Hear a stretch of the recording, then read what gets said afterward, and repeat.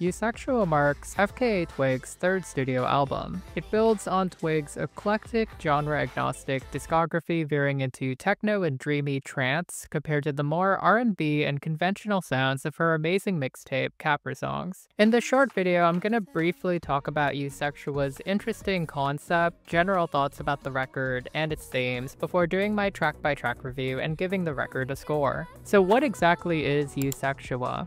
Twigs has been a staple of the avant-pop scene since the early 2010s. 2014 marked the release of LP1, which was a brilliant breakthrough. It was even nominated for the Mercury Prize. The thing about Twigs is that she releases full records at her own pace. Her second album, Magdalene, came out in 2019, which is almost 6 years ago, and it was pretty much adored by everybody, even up to today. Cellophane has been so iconic that Lil Nas X plagiarized its video concept for his own work. It's no surprise that she took her time to release Eusexua, which is an 11-track audio journey. She teased Striptease, one of the best tracks off the record, 2 years ago, along with other works with Corliss, who is the producer for much of this album. Eusexua is directly influenced by Twigs taking her own time in Prague, falling in love with the techno rave houses of the area, and it was very much influenced by the fact that no one seemed to know or care who she was when she was there. The escape from surveillance and celebrity scrutiny gave her the inspiration to uncover what she defines as Eusexua, something that she has defined as a sensation so euphoric that one could transcend the human form, one that is evoked by either art, music, sex, unity, dance, movement. It varies, but it's a vibe that she tries to capture fleetingly throughout the record. Of all of her albums yet, Eusexua and its music feel the most grounded and human of her work. I couldn't help but think of LP1, but filtered through a more refined and sophisticated electronic sound. This album is all about yearning. I think it's her most yearning album yet. Tracks like the title track, Room of Fools, Sticky, and 24-Hour Dog dig into themes and ideas that she's done before, but in new, innovative textures. You can tell that for Twigs, this wasn't just an album meant for dance floors. It was a meditative exercise about why people come together in techno spaces, why people try to escape together. I noted a lot of Eastern influences, particularly towards the end of the record, which speaks to Twigs' multicultural lens. None of it really felt chintzy, gimmicky, or navel-gazy. It was very contemplative and occasionally brash. She even samples One of a Kind, which is a Korean rap song for drums of death. Eusexua feels futuristic not because of how it sounds, but because of its themes and content. The lyrics speak to a postmodern spiritualism that feels like it could happen tomorrow, but still feels very far away. It's also a very visual album. I feel like the visuals so far do a great job of filling in some gaps, but it's also purposefully vague, so to lend a sense of mystic wonder to it. On this record, it somehow manages to balance her Marilyn Monroe and Grace Jones sides while keeping it a record that only she could really make. But before I get into the track by track, I have to give it to Twigs for keeping the mushy sentimentalism around. A lot of artists tend to use dance and techno sounds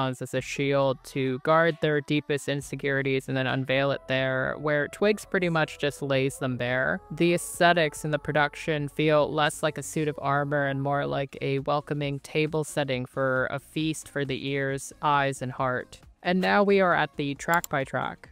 The title track is a perfect opener. I feel like it sets the tone for the transformative energy of the record. Eusexua is introduced as this concept that she defines not as love, but this euphoria beyond the human form. The way that the verses are written feel like a direct conversation with her listeners, asking them as the song continues if they can feel the change. The second chorus blossoms as her wispy, ethereal voicing melts into the instrumental to continue and complete the transformation. The outro is very restrained up until she ends it on Eusexua, with the synths washing the words to show that there's no coming back from this. Girl Feels Good is a highlight. I thought that it was a strong start. The production immediately strikes you to this new novel world that she's building. Twigs begins by saying that the road to healing for a lost man is through the feminine heart. The guitar licks lead to this pre-chorus that really evokes Madonna's music Ray of Light era. I feel like the song is really straightforward about how how a woman's love can keep the world going and how you'll know she wants to keep you around. Verse 2 is a good showcase of Twigs' unique voicing. It's somehow smooth and rough. I like the added dimension to her melodic request for patience for her lover. Again, I'm gonna keep on saying that the outros for this album are next level. I just love the way that she shifts the vocals around a blooming instrumental. Perfect Stranger was one of the singles, but within the context of the album, I feel like it's a stronger track. I think the song's meaning fits the album's ethos pretty perfectly. She's singing about the idealism of meeting the right stranger at the right time. I can't help but think of that moment where you're at the club and you meet someone that you know you're never gonna see again, but you just vibe so well. Twigs' vocals perfectly capture this vulnerability of trusting your joy and spirit to a stranger for a moment. I love the deliberation in the pre-chorus that eventually kind of melts away in the chorus. Again, the outros are where the songs shift ever so much. I think to show that Twigs is ascending to a better state of mind and understanding.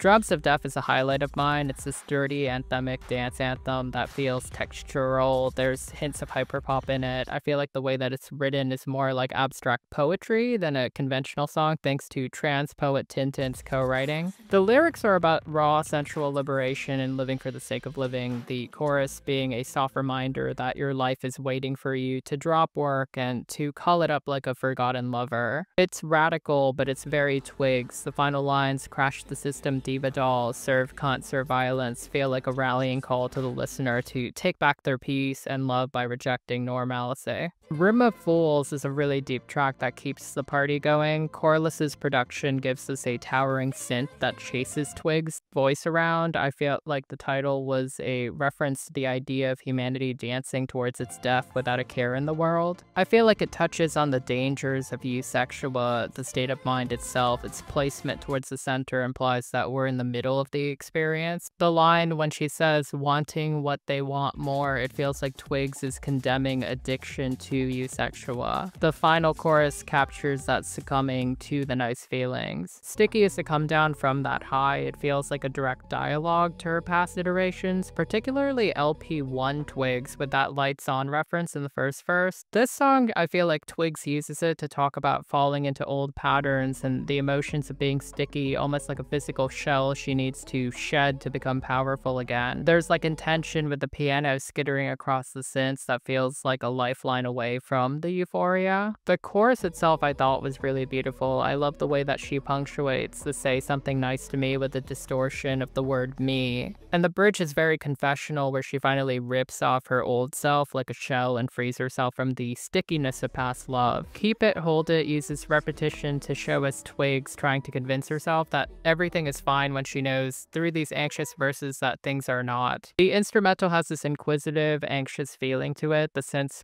punctuating these voices in her head in the chorus telling her that she has to keep it softly, keep walking. She keeps on asking what can she do. The bridge finally sees her falling apart as she's trying to internalize this mantra. The Eastern influences on this track really reminded me of this Japanese theatrical practice and genre that I'm obsessed with, kabuki theater, where the actors have to sort of keep their emotions static throughout a performance ornamented by masks, costumes, and song. This is the track that I think a lot of people will give flack to the record for, Childlike Things, which features Northwest. This one is clearly influenced by Japan. It has a very fun, wistful vibe to it. It's very playful and childlike. It's a track that speaks to the other elements of Eusexua, not necessarily the sensual feelings, but the focus on joy and wonder. The verse by North is in full Japanese. It's a very simple introduction of herself, some praising of God before Twigs takes the track over again. Again, I feel like a lot of people will call this the worst track, and objectively I think it is the worst track, but I think it's an interesting detour and break from the cohesion of the record's themes.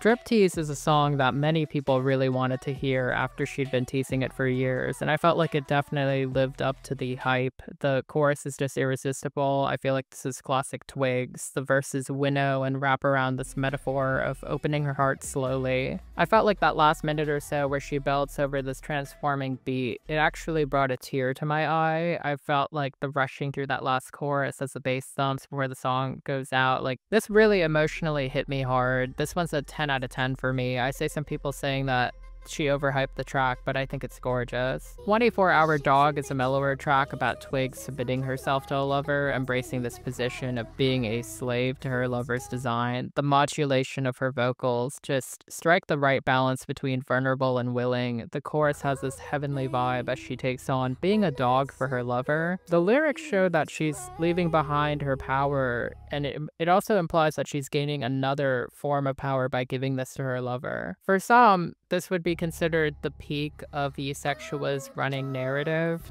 The instrumental break is one of my favorite moments on this record. The very last little vocals are her most immaculate yet. Wanderlust is the closer, and it feels like the aftermath of experiencing Eusexua, like the morning after. The first verses see her jaded and critical of the world. A movie's not good enough, an album's too long, she's got no makeup on, so the filter's gonna have to cover her flaws. The chorus sees her wishing and wanting for more without knowing what exactly it is she's even wishing for, and the bridge name drops a Japanese phrase meaning a desperate day, as she talks about how we only really have one life to live and that she'll be in her head, but she'll also be there if you need her. I felt like this was her sort of losing herself in both the material world and her imagination, and a perfect epilogue for what Eusexua is, which is ultimately fleeting escapism and transcendentalism in dark times. As Twigs' third proper record, I felt like Eusexua was a worthy successor to both Magdalene and LP1, perhaps not as iconic or world-shattering as those albums, but I felt like it was more complete and thoughtful than Caprisongs, which I still love. This one is just front to back thematic. I'm definitely going to rate this a strong 9.2 out of 10. I thought that Twigs did a wonderful job translating this opaque feeling into something that was more universal and danceable. As our world begins its potential end, Eusexua captures the thrills and dangers of losing yourself to connection and joy. I definitely can see this making my albums of the year list, even if it's just January. What a start it has been. And that's a wrap. Wow, this is my first ever video on FKA Twigs. I always felt like I should have covered her, but I was always on hiatus when it was time for her albums to drop. I've always been a Twigs fan in the sense that I respect her genre agnosticism. We need more artists in the world like Twigs, so I'm glad that she's continuing to make music. I want to give a shout out to my members. Thank you so much for supporting my channel, and a shout out to my subscribers as we approach 25,000 subs. I can't believe it. That is crazy. I'm just a gay man with a microphone and a lot of spare time, so I did not expect this. Thank you so much, guys. I'm still in the process of sorting out my schedule. I'll be sure to cover the upcoming Lady Gaga record as well as Tate McRae's new record and whatever else drops by, but in terms of other content, I'm still recalibrating the podcast format, and I'm still sort of defrosting as the year starts. I hope that you guys are taking care of yourselves and taking care of each other, and let me know in the comments what you felt about Eusexua, what your favorite track was, and I will see you next video.